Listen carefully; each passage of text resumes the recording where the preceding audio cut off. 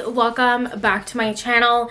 In today's video we're going to be talking all about the verdict on what happened with my TEAS exam, and it's a whole story time because it's so there was so much chaos happening to get to the point where I had to take my exam.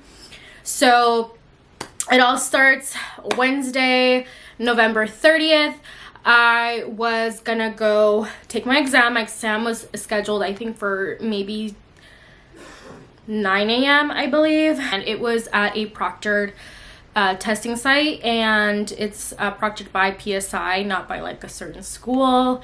So I get there about an hour early. So I get there around 8.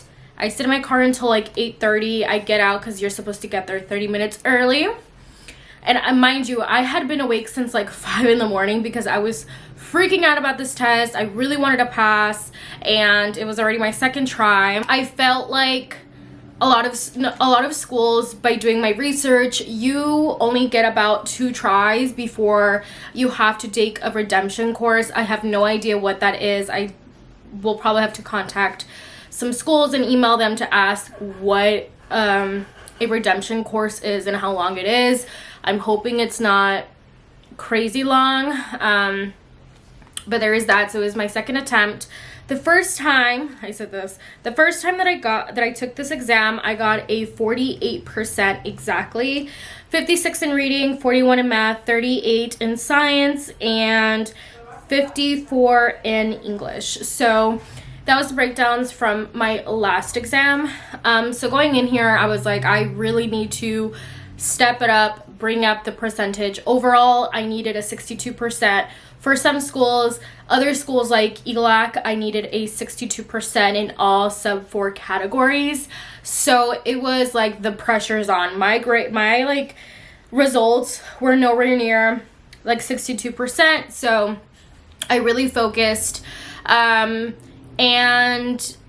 like I said, I really think Carolyn McAllister, I love Science with Suzanne, all those people that I mentioned in my last video. I'll also leave them linked down below in this video, but this is more of like my experience and all that stuff and what's gonna happen afterwards. But anyways, back to the story. So at 8:40 there was a person who showed up from a different site and was taking over because somebody had called out or something like that. And so my test was supposed to start at 9, like I said, but you get there 30 minutes early and they start letting you into the testing room and you start to test. Well, the guy ended up saying at like 9:05 that the person with the key to open up the exam room was not going to show up and that we had to reschedule. And I started stressing out because I called the day off. Well, I requested the day off months in advance because I had known about this exam since October. I guess not months in advance, but like, you know, actually I've been knowing about this exam since September. So technically I've requested it off in September because I scheduled it for October and then I rescheduled it again for November. It's like a whole mess, guys. So basically I was really upset because I waited a really long time for this, and I find it so crazy that it's one person with the key and that's it. No one else can come and open up the room, and we all essentially just wasted our time and day. And I get home and the first thing that I do is call PSI because I'm stressing out. This test is like $120. It's not cheap at all. And so I called, and first of all, the people who are like that work for PSI, they're super rude. I'm not sure if like every single person that I had was really rude, and every single time I was never disrespectful. Obviously I was frustrated, but that has nothing to do with the other person. But once I talk to you guys and let the person know what was going on and they just completely give me attitude, I think it's completely unnecessary. Like, whatever happened throughout your day has nothing to do with me. Whatever other person was disrespectful or rude to you has nothing to do with me. And I get it, sometimes, you know, we have our bad days, but you also have to remember that we're like paying customers, and you know, this is essential for our future careers. And so obviously, like, we're really anxious, we're nervous, and I don't know, I just feel like getting on top of that, like, I'm already stressed out. about rescheduling, and on top of that, having like a really rude person and not being able to help me, I think it just made like the experience worse for me. So basically the lady said that they can't do anything about it. They have to wait until the school calls and tells them that it was canceled. I called twice. After the second time that I got another rude person, I completely gave up, and I was like, you know what, I'm gonna call tomorrow early in the morning if I don't get like a text or an email or an update on the ATIT's website that I can reschedule. So thankfully around 4 p.m. I got an email saying that I am able to reschedule my exam. So I go and I rescheduled the exam for my birthday, December 3rd. And so I didn't study up until then, which I should have, and that was probably my biggest mistake. But honestly, I don't think it would have made a difference, because whatever I knew, and I was gonna go in. Like, I had been preparing, I've been studying for about a month and a half. Like, I was ready to take this test, and it was already, like, if I was prepared on Wednesday, like, me learning the same thing over and over again was not gonna prepare me again for Saturday. So Saturday comes around, it's 8 in the morning this time around, so I show up around there 7, and it's a completely different facility. And so I go into the elevator like at 7 something, and the elevator's not working. No one's picking up the phones, and I'm stressing out because you need to call this number so you can go on to that specific floor that you need to go on, and nobody was answering. And so I was freaking out because I'm like, great, is this gonna happen to me again where I'm not able to access the floor that I need to? Thankfully, I had the bright idea to like look up the specific like suite number that I had to go to.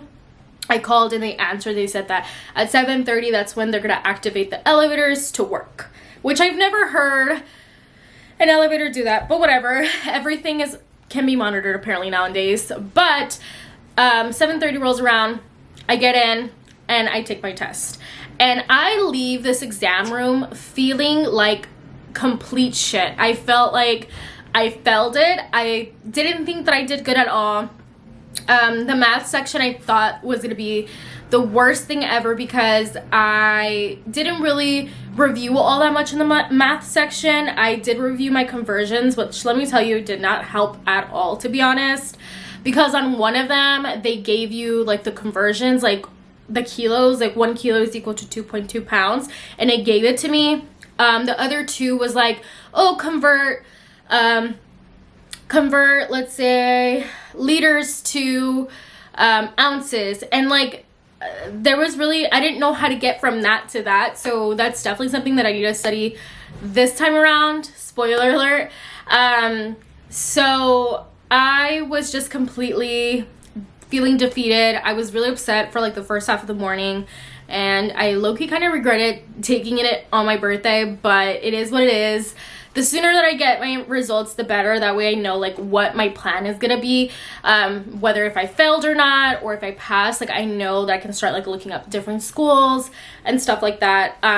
So my results, the verdict, I got my results today in the morning, and I got a 58.7%, and I needed a 62% to pass, to apply to different schools, and I was 3-point-something% away, and I'm so freaking upset at myself because I was so close yet so far away. One of the places that I really need to work harder on is the science section. It is the death of me, and I really didn't raise all that much from last test to this test. Science last time I got a 38.6%. This time around, I got a 43.2%. So you see a little bit more of a, what's it called, difference. And this time was a little bit higher than last time. And so yeah, I'm going to break down. I'm going to break down what I got this time around from last time, or from last time to this time. Last time for the reading section, I got a 56.4%. This time I got a 66.7%, which means that I passed. All I needed was a 62. Math section last time, this is like a big change. Last time I got a 41.2%. This time I got a 67.6%, which is crazy that I almost got a 70% in the math section. I thought that I did the worst in that section because I didn't know how to go. There was like 3 questions of conversions. One of them gave it to me. The other 2, I didn't know how to get from a certain point to a completely other point. So like I said, I do need to like review that and go over that like on YouTube videos and stuff. The science section, last time, like I said, I got 30.6%. This time I got a 43.2%. Someone gave me the great idea on the group that I am in to print out my paper that states everything that was in my test and stuff that I need to study more on. So I am going to print that out. I'm going to give myself 2 weeks to study the science section. And then another great tip that I did see from like TikTok videos, other YouTubers, is do more practice questions. And I think that's something that I really need to do for the science section because let me tell you, the science section is not easy. And if you think that they're practical, easy questions, they're not. They're gonna ask some random questions. I didn't even know most of them, to be honest, and I studied really, really hard, and I completely also blanked out in the science section. Once I saw that first initial question, I'm like, I don't know what this is. I blanked out. I completely freaked, and I think that might have affected my grade for sure, because one of the questions was what part of the body like releases antidiuretic hormone, like what makes it and stuff. And I know it's the hypothalamus, and I put the pancreas. So I know I got that one wrong. Anyways, the last one, for English and language usage, I got a 54.5% last time. This time I got a 63.6%. So you can definitely see how much better I did this time around. I definitely brought up those grades by a lot. And last time I was basic, and now I'm at proficient level. So all I really have to do is focus on the science section. Everything else was completely perfect. So I'm gonna have to study. Like I said, I'm only gonna give myself 2 weeks, and then I'm gonna retake the test. My goal is to do this before January, because a lot of the schools, that's when they open up their testing, they're opening up applications for nursing. So it's crunch time. And on top of that, I have to look what redemption plans are, because I generally don't know what it is, and that kind of stresses me out, because in my mind I'm like, is it 6 months of a class? Because that would suck, and that would hold me back way more. But no one ever said that getting into nursing school is easy. Like I said, I'm an open book. I will share my journey, and this is my journey to get into nursing school, to become a nurse. And it's not going to be easy, and if I have to take a redemption school, if it's 6 months long, I'm gonna take it. I'm gonna do it because I know what I want to do, and I want to get there. And no matter how long it takes me, I know I have people that support me and are there for me. So I'm really grateful for the people in my life. What else? And yeah, you guys, that's pretty much it. That's what's going on, and that's my plan for the next few weeks. So you guys will still be getting study vlogs, which I know it's like, girl, you've been studying for a whole year and you have not passed this test. You guys, I'm trying, and practice makes perfect. As you guys can see, I raised up my percentages by a lot, and so, you know, all I have to do is really pull it in this time, and after doing it for so long, you start remembering certain things. So yeah, but more practice questions for sure. That's what I'm gonna be doing. Anyways, that's gonna be the end of today's video. I really hope you guys enjoy it. Let me know down below if you have taken your exam, or if you guys like watching these types of videos. I know that a lot of times people on YouTube only share their success and not their failures, and that's why sometimes you feel bad that you didn't pass the first time, the second time, the third time, or how many ever times you have taken it. Don't worry, everyone has their own path, and everything happens for a reason. That's what I think. And so don't stress yourself out about where another person is at in their life, or where they're at in the position that you want to be in. Focus on yourself, and don't become envious. Admire them and be like, that's where I want to be, and that's where I'm gonna be. I'm gonna work hard, I'm gonna keep doing it, and I'm not gonna give up ever. And don't ever settle for less, guys. Anyways, I will see you guys next time. I really hope you guys enjoyed this video, and yeah, bye bees.